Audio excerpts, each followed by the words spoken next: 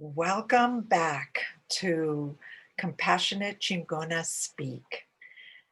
Thank you for joining my sister Cynthia Ruiz, also known as Lion Mother, and Jennie Estrada, also known as Sister Weeping Willow, and myself, Lorraine Martinez Cook. And we have more to add from our topic last week, which was death. Today, we'd like to talk about grieving. And I'd like to say that the other day I spoke to a young person and I expressed my gratitude for the ceremony held on the National Mall in Washington, D.C., the night before the inauguration. And how much it meant to me that the Americans that have died of COVID were finally honored and finally remembered in ceremony. And that there was a collective prayer for the families who grieve. And whether or not we see ourselves as a divided nation, death is common ground to all of us. And as a nation, we should honor our dead. We honor those who died in 9/11. We honor soldiers who died in wars. We honor those who have died of natural catastrophes.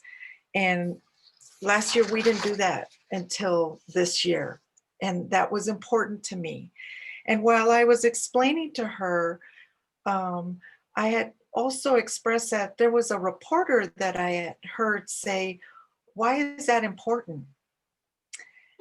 And it made me very sad that this reporter, and I assume that she was educated, would even ask that question, why is it important? And this is where I see this lack of respect for dying. And my answer is that because we cannot, as humans, feel that death does not matter. We, as humans, cannot feel that we are not connected to death. And we, as humans, cannot exclude ourselves that because it's not our family, it doesn't matter to us. Because someday we will be in that place. We're all going to lose loved ones. And that's our connection. And that's the respect. Funerals and celebrations of life, or whatever you want to call that ceremony, brings closure not only to the person who has departed, but also to the person who grieves on this side. It's a closure. It's a way of giving everyone permission to, especially the one who's crossed over, permission to go on the greatest journey back to oneness.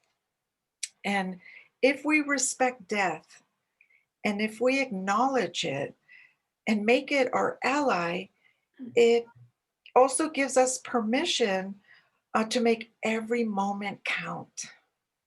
Every moment count. It makes us live more vital, because if we have that last conversation with someone before they die, we can say it mattered, it counted. And I would like to end there and pass the talking stick over to Cynthia. Thank you, Lorraine. That was very beautiful. And it's very interesting that we're talking about grieving, because I'm actually going through the grieving process. As I shared last week, a very dear friend of 25 years has made her transition. And inevitably, each and every one of us will experience death through somebody we know, family, friend, but somebody in your circle sooner or later is going to make their transition. So what I'm trying to do through my grieving process is not make it about me, make it about her, the person that actually made the transition. And the best way that I can do that is by celebrating her life and celebrating all the amazing adventures and memories I have of her, because she was such a loving, positive person. So the best thing I can do in grieving is making sure that I'm carrying that energy, that positivity, because she had a company called Burst of Positive Energy, carrying that burst of positive energy with me in my heart.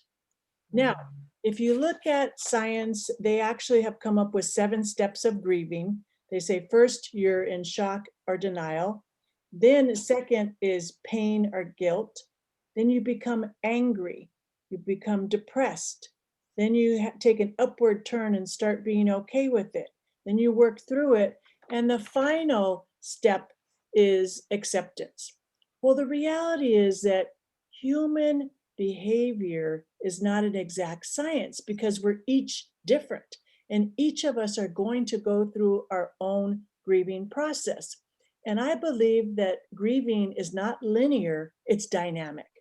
And you may be, initially in shock, but then you may be depressed and then you may go to anger. So it's not constant and nobody grieves the same exact way.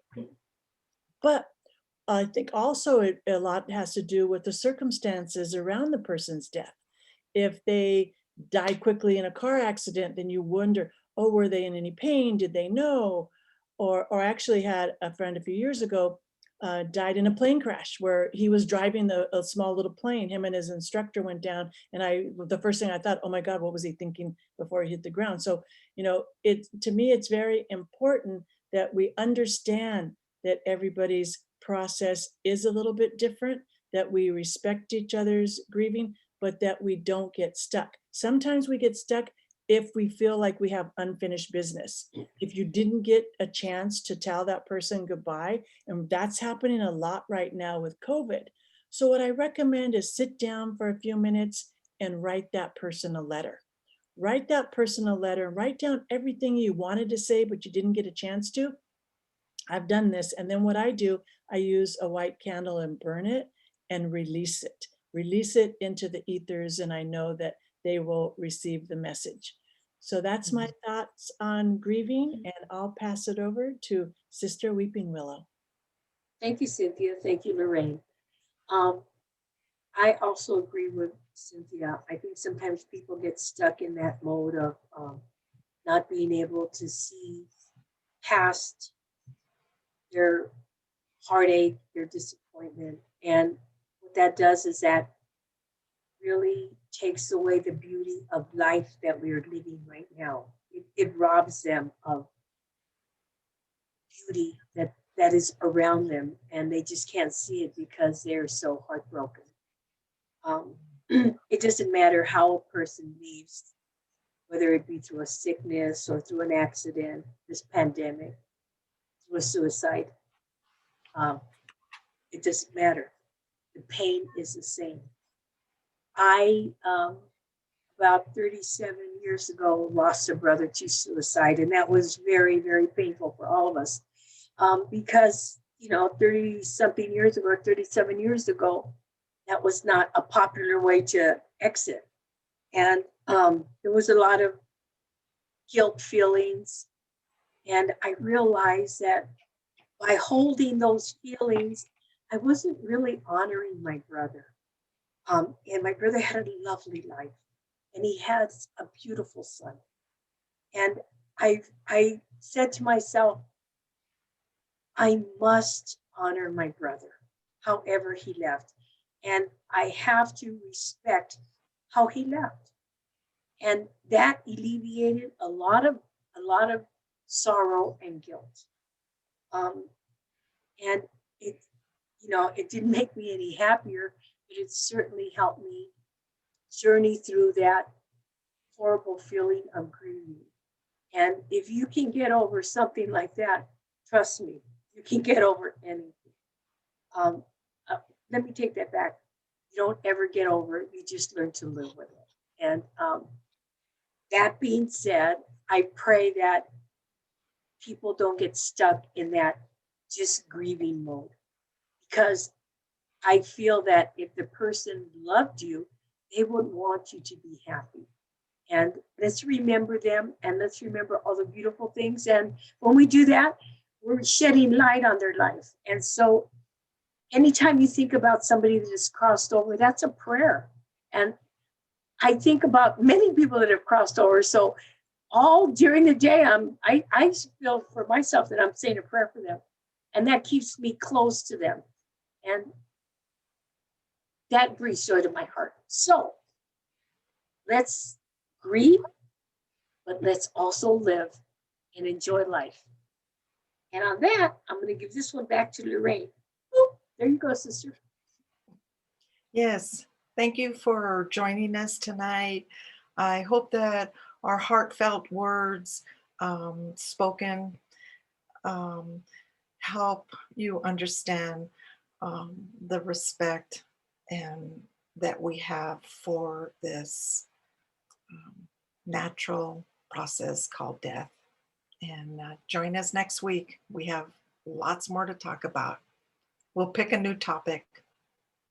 Thank you.